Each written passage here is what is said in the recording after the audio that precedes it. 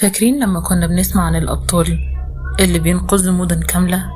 كنا بنقول دي حكايات أفلام أو أساطير بتتروي من زمن. بس النهاردة 8 يونيو 2025 الأسطورة كانت حقيقية، وكان بطلها اسمه خالد عبد العال، شاب بسيط من مركز بني عبيد في الدقهلية، ابن بلد، راجل بمعنى الكلمة، سواق شاحنة مواد بترولية، كل يوم بينزل شغله عادي، بيكافح عشان يعيش ويأكل عياله بالحلال. بس عمره ما كان عارف إن اليوم ده هيكون آخر يوم في عمره.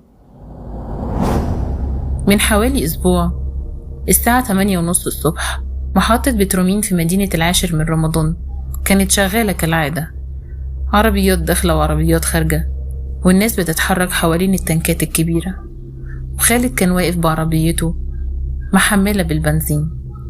وفجأة حصل اللي محدش يتوقعه، الدخان بدأ يطلع من العربية، النار اشتعلت، وفي ثواني العربية كلها بقت كتلة لهب.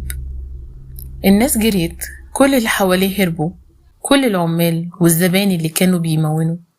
بس خالد مجريش، وقف ثواني، بص حواليه، شاف الخزانات الضخمة بتاعت البنزين، شاف بيوت ومحلات، شاف مئات الأرواح اللي ممكن تروح في لحظة، وبمنتهى الشجاعة قرر يضحي بنفسه عشان ينقذ غيره.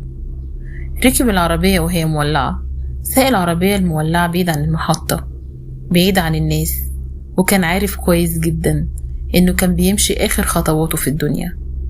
نقلوه على طول مستشفى ببليس، وبعدها أهل مصر للحروق في القاهرة. كان مصاب بحروق من الدرجة التانية والتالتة، جسمه كله كان متبهدل، بس رغم الألم كان بيحاول يبتسم. أيام قليلة قعدها في العناية المركزة، وأهله كل يوم بيقولوا يمكن ربنا يكتب له عمر جديد. بس قلب خالد كان خلاص قرر يسكت. والنهاردة الصبح يوم الحد 8 يونيو 2025 سكت القلب ومشي خالد. الناس في بني عبيد ما صدقتش، العاشر كلها نزلت تبكي بطلها اللي ما كانش ضابط ولا جندي، بس كان راجل ب100 راجل.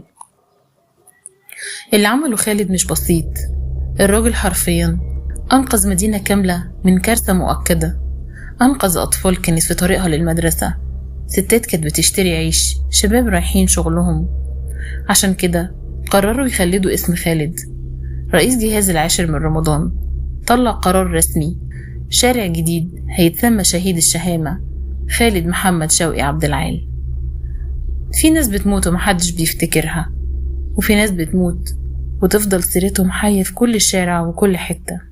وخالد بطل مننا، بس سابق زمانه، ما كانش مستني وسام ولا حتى شكر. هو عمل اللي قلبه قاله عليه، وقلبه طلع أصدق من أي حاجة في الدنيا. خالد مات بس مات واقف، مات وهو بيقاوم، وهو بيقول للنار مش هتاخدي غيري. مات وهو بيختار يكون السد الأخير اللي يمنع الكارثة قبل ما تبتدي. محدش طلب منه، ومفيش كاميرات كانت بتصوره، هو بس سمع نداء جواه وقال مش هسيبهم يموتوا. اللي حصل يومها مش بس إنقاذ مدينة، اللي حصل كان درس لينا كلنا، إن البطولة مش بس في الشارات ولا في الرتب، البطولة ممكن تكون في سواق بسيط بس قلبه أنضف من الذهب.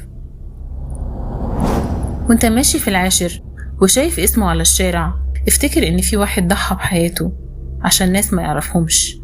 خالص العزاء لأهل البطل الشهيد خالد عبد العال، ونسأل الله أن يتقبله من الشهداء. خالد مات، بس اللي عمله هيفضل خالد طول العمر.